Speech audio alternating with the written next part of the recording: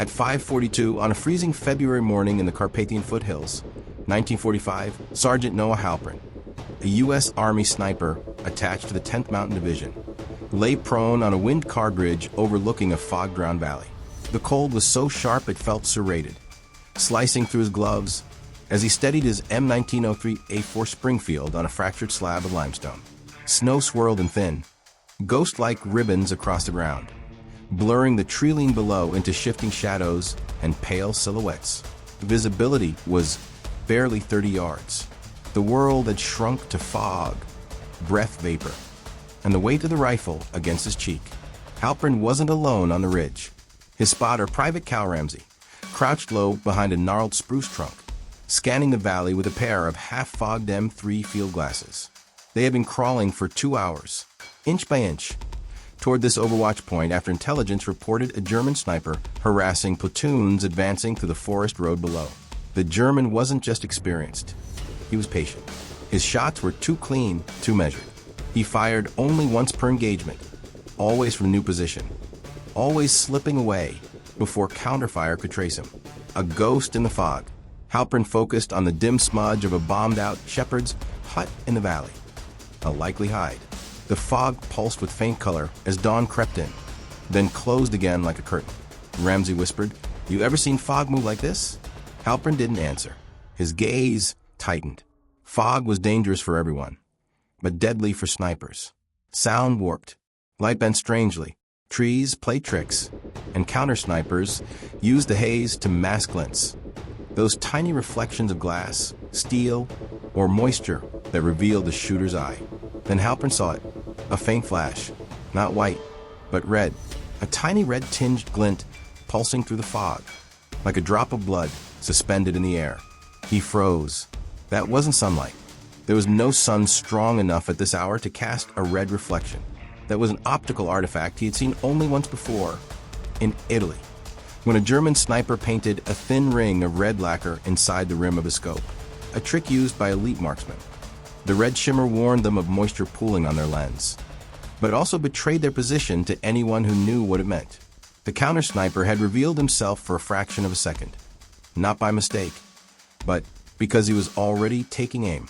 Ramsey whispered, "Did you see something?" Halpern didn't move the rifle, didn't blink. He exhaled slowly, the fog swallowing the breath. "He's here," Halpern murmured, "and he's on me." The red glint pulsed again, closer this time, sharper, hanging in the dense gray air like a warning sign. Halpern steadied his rifle, because he now understood one thing with chilling clarity. The German wasn't just watching the ridge.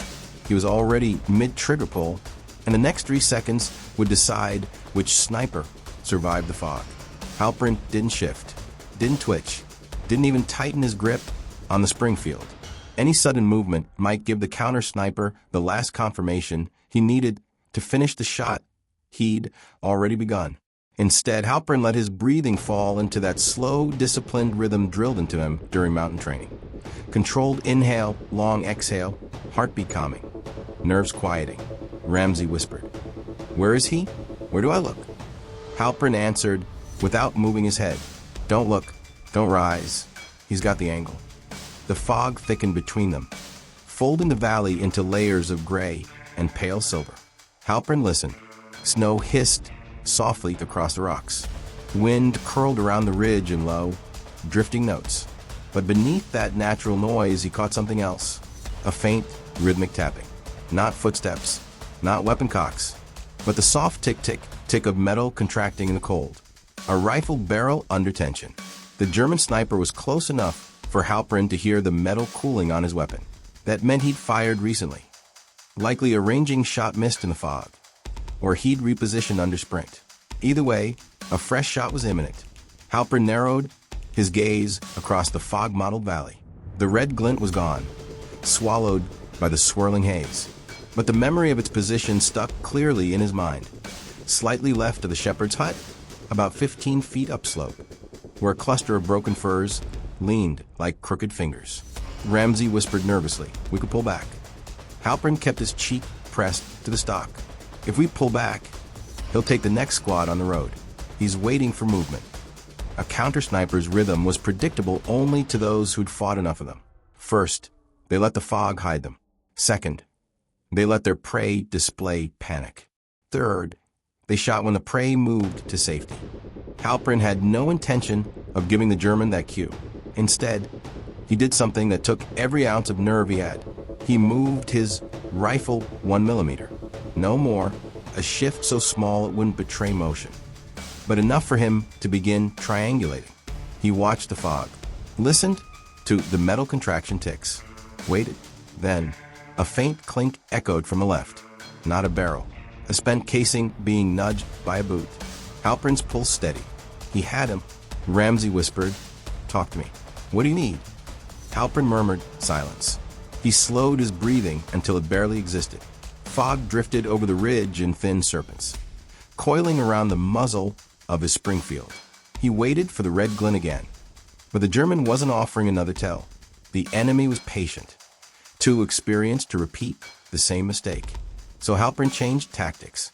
He shifted his rifle an imperceptible amount again and watched how the fog light bent around the terrain. In fog, light didn't behave normally. It curved slightly, creating tiny halos around edges. A sniper scope lens was curved too, and it distorted the halo in unnatural ways. There, a warp in the fog, a tiny pocket where light bent wrong. He centered his sights by instinct, but then a problem struck him cold. The German had anticipated this exact countermeasure. As Halpern aligned his rifle, another red glint flashed, farther left than expected. A decoy reflection. The German had set up a reflective strip of red lacquer on a separate object, likely a broken piece of glass wedged in a first stump, creating a false position for Halpern to aim at. Halpern didn't bite. He whispered he's smart. Ramsey nodded tensely. "Smarter than us?" Halpern replied, voice quiet but precise. "Not smarter, just earlier." He crawled half an inch, moving slow enough that even the flakes on his sleeve barely shifted. He sighted toward the first glint's origin point, the place where the fog had warped oddly. He felt the moment before he saw it, a faint red pulse, so brief it could have been imagined, flickered through the fog. But it wasn't a decoy. It was higher, more precise. Dead on. The German had finally committed to the shot. In the same instant, Halpern steadied the Springfield.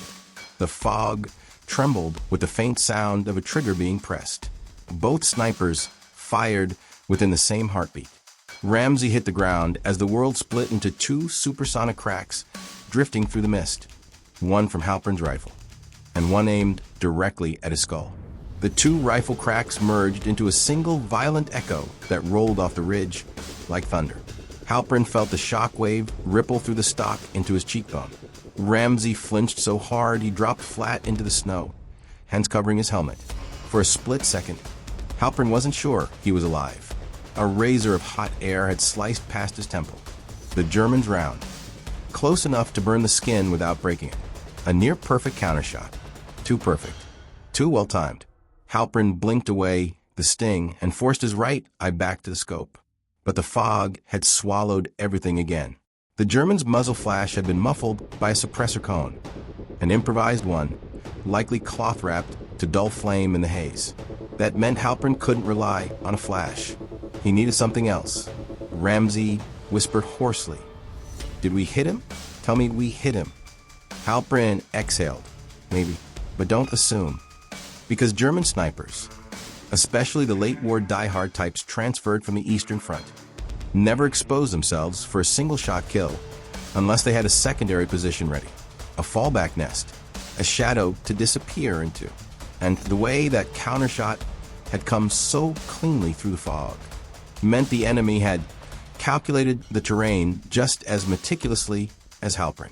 Wind shifted just a little, carrying cold fog in a new ripple across the valley. Halpern watched it carefully. Fog didn't drift uniformly. It curled around warm objects and clung to cold ones. Bodies created heat plumes that twisted the flow. And there it was, a faint vertical distortion, like steam rising from a pot in a small break between the fir trees. Not large, not bright, but wrong enough to stand out. Halpern steadied his rifle, centering the reticle. But he stopped. The distortion flickered, split, reformed. That wasn't the sniper. That was heat bleeding from a recently fired casing cooling on a rock. A spent round, which meant the shot came from his left. Halpern whispered. Ramsey swallowed. Then, where's he? Halpern lowered the rifle an inch and lifted his eyes just above the scope's top edge, letting his naked vision take in the wider fog pattern. A shape rippled. A branch dipped, not from wind, but from weight. Halpern froze, 25 yards from the distortion. Low profile, shape hugging the ground. A faint outline of a rifle barrel angled upward through the mist. There. But before he could tighten his aim, a new problem emerged. The German sniper wasn't alone. Movement flashed deeper in the fog. Two more silhouettes, crouched low, closing in on the valley road below. Infantry support. A counter-sniper team. Ramsey saw two. Oh, hell, he's got spotters. Two of them. Halpern's pulse steadied, not quickened. Not spotters. Screeners. Screeners moved ahead of the retreat path, ensuring the sniper could fall back without being flanked, which meant the German was preparing to relocate. And a relocating sniper was far more dangerous than a stationary one. Halpern's mind raced through the terrain geometry, ridge angles, fog thickness, noise travel, escape vectors. If the German vanished into those pines, they'd lose him for good. And then he'd swing around behind the American platoon, advancing up the road. Halpern had seconds to act. But suddenly the fog pulsed with a flash, not red, but white. A glare burst off a wet branch behind the German position, reflecting like a mirror for a split second. A natural glint, but strong enough to silhouette the counter-sniper's helmet through the haze. Halpern's breath hitched. Got you, he whispered. He adjusted the elevation knob one click, centered the reticle. Steady. But then, a second red glint flashed lower, near the forest floor. Halpern's gut dropped. The German had a backup rifle pre-positioned in a secondary nest. A fallback shot angled at Halpern's initial ridge position. If Halpern fired now, the German's fallback shot would meet him in the same instant. Ramsey whispered, panicked. What do we do? You can't take the shot. You'll get killed. Halpern breathed out, calm and cold, fog billowing softly around his face. I'm not taking a shot, he murmured. What does that mean? Halpern shifted his rifle only a hair, barely enough to change the angle, because he had seen something the German hadn't accounted for. A thick, ice-coated fir branch directly above the fallback nest. One bullet, right through the ice. A 40-pound slab would drop like a guillotine.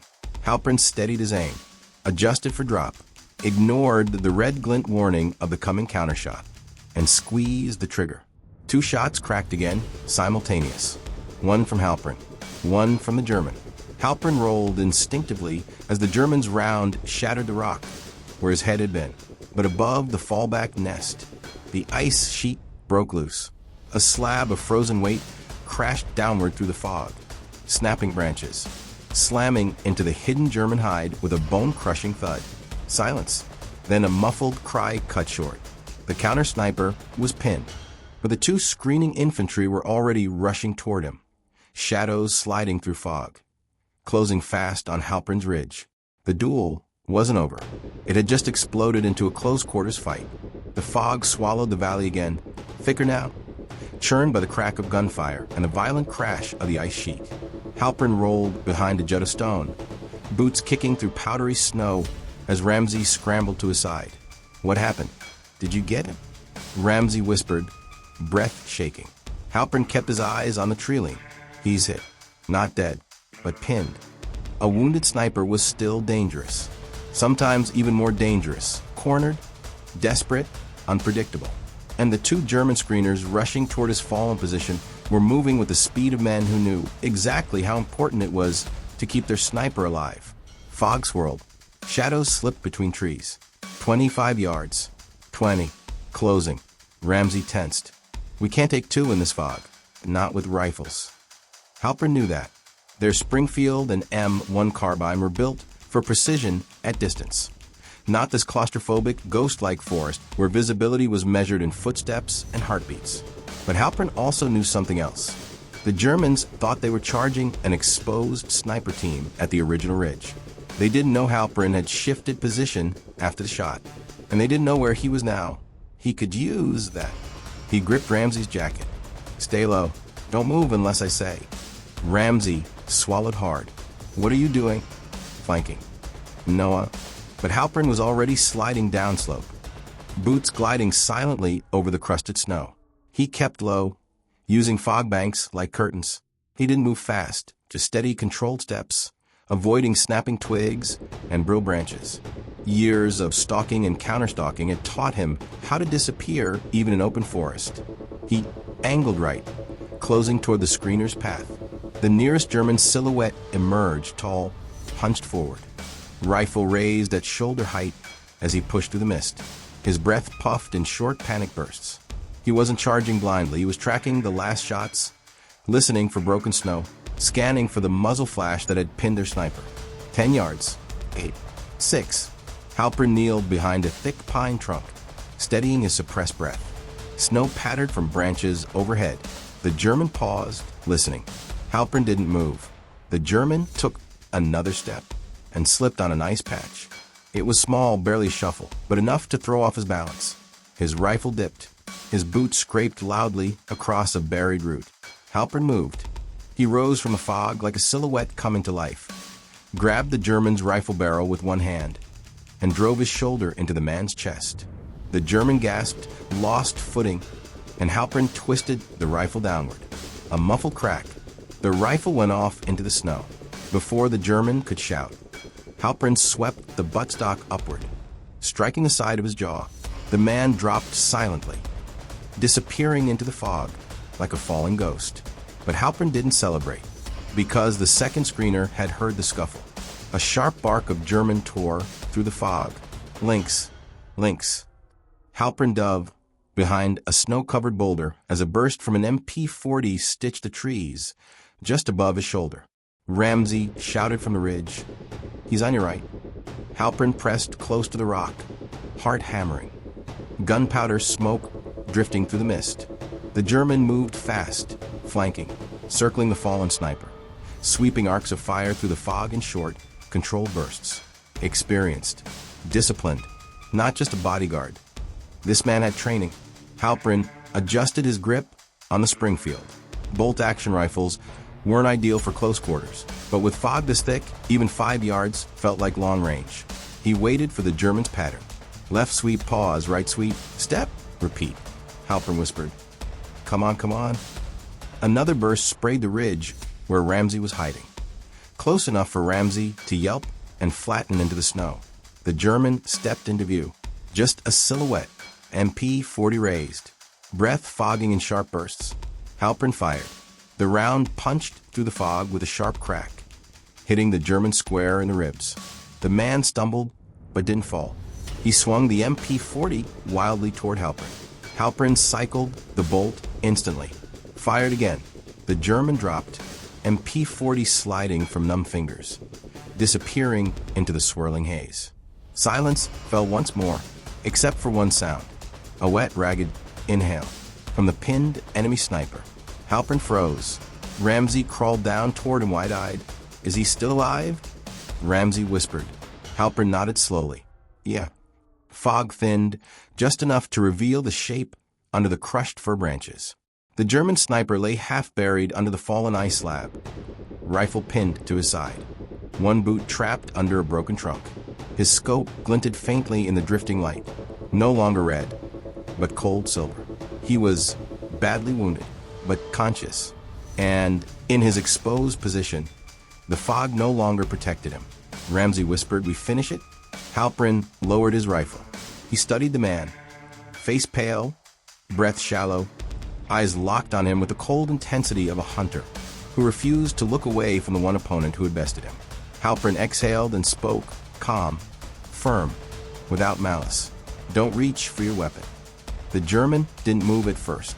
Then, slowly, painfully, he lifted his left hand and pushed the rifle away from himself in the snow. Ramsey blinked. He surrendered? Halpern shook his head softly. "No," he acknowledged. Because men like this didn't surrender. Not in the fog, not in the mountains, not after a duel measured in heartbeats and inches. But he wasn't reaching for his trigger either. And the fight, At least the duel was over. Halpern approached slowly, Ramsey covering him. The German coughed once, blood misting into the fog. He muttered something faint in German. Halpern recognized only one word. Gut, good. A sniper's final compliment. Halpern knelt, checking the man's wounds. They were bad: trapped leg, crushed ribs, internal bleeding.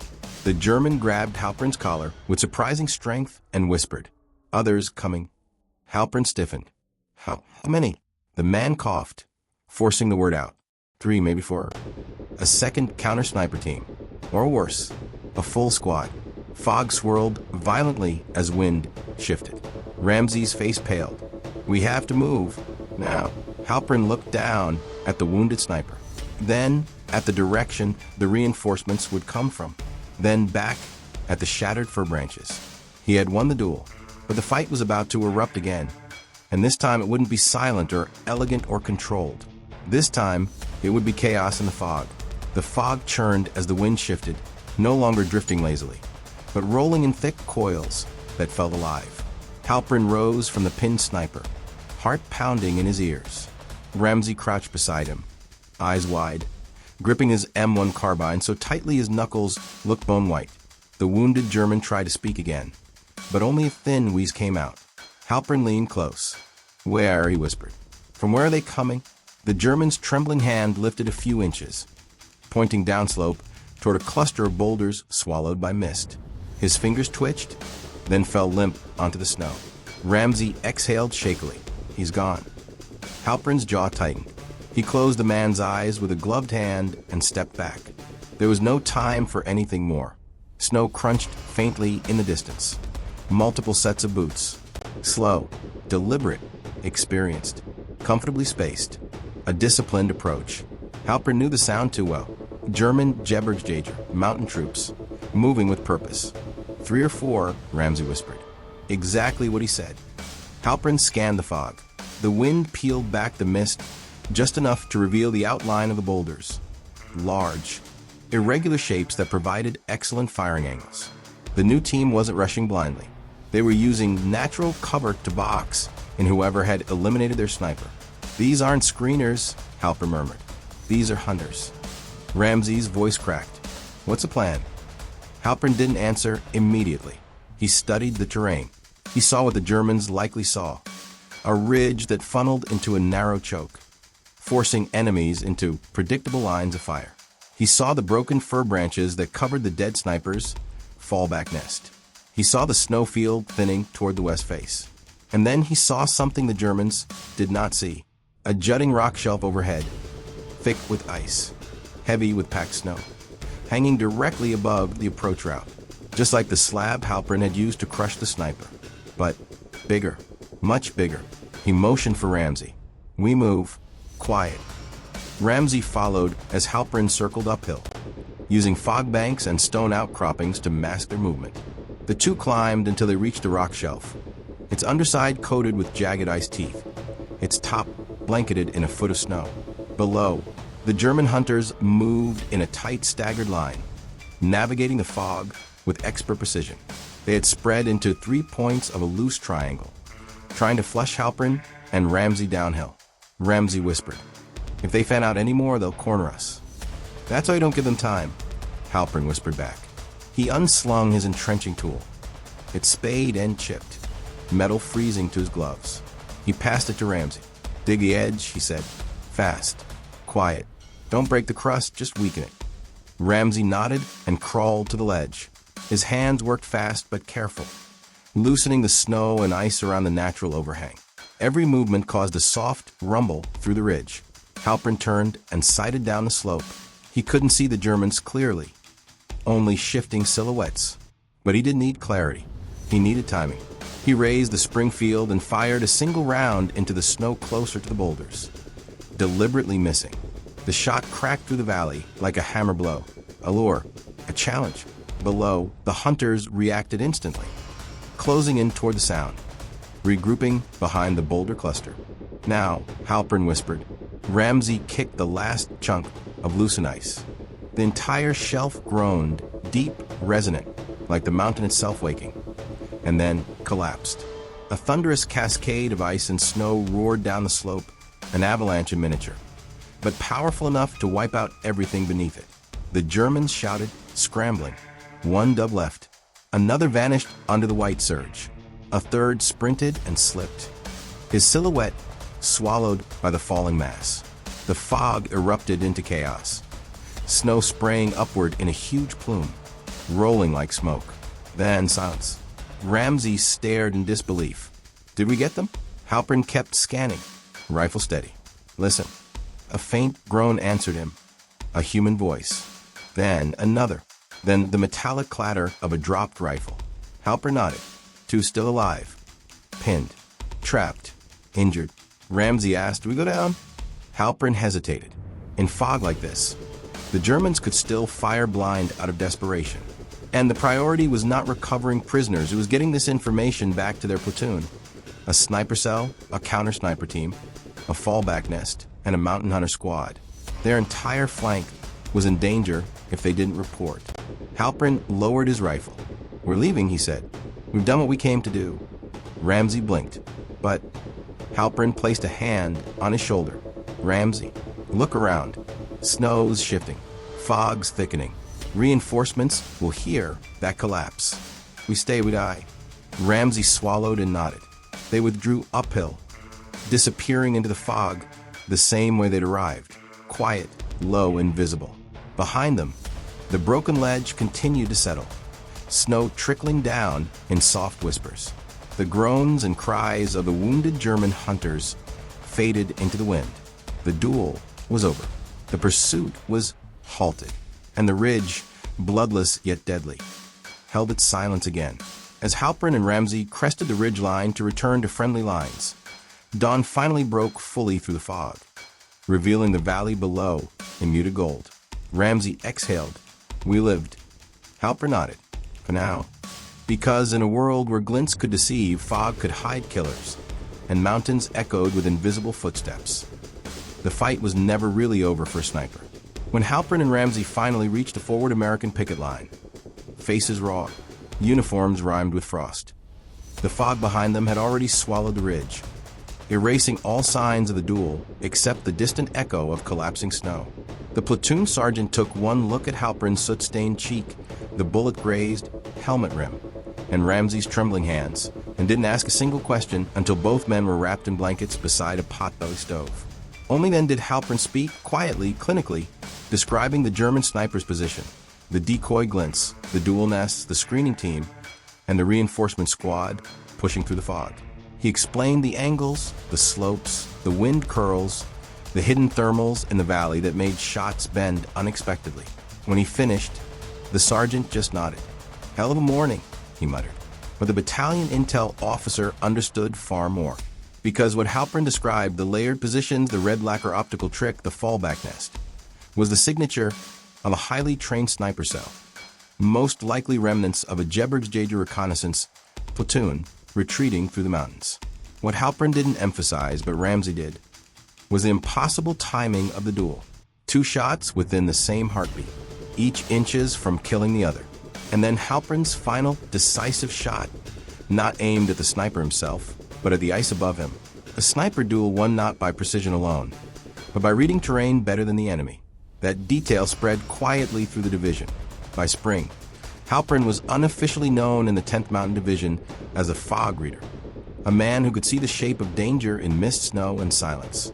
He never claimed the name, never bragged, never even commented on the duel, except to say, he was good, very good. After the war, Halpern didn't stay with the Army. He returned to Colorado, where he taught wilderness tracking, avalanche reading, and cold weather marksmanship to future mountain units and park rangers. Those who trained under him said he had a strange gift for noticing tiny visual distortions. Light bending off ice, wind rippling across treetops, fog curling around rocks. He never directly told his students where he'd learned it, but he kept his battered Springfield, stock chipped, barrel worn smooth, as a reminder of that morning when 2 snipers hunted each other through a valley that barely let either one see beyond 20 yards. Today, his story survives mostly in field manuals, oral histories, and the notebooks of soldiers who walked away from the war, carrying one lesson he taught again and again. in fog. Your enemy is never where you first see him. He's where the fog doesn't want you to look. If this story moved you, do me a favor and hit that like button. These long-form war narratives take time, and your support helps keep them alive. Drop a comment telling me where you're watching from, and if anyone in your family served in mountain units or as a sniper. And if you love cinematic, deeply researched war stories, subscribe and turn on notifications so you never miss the next one.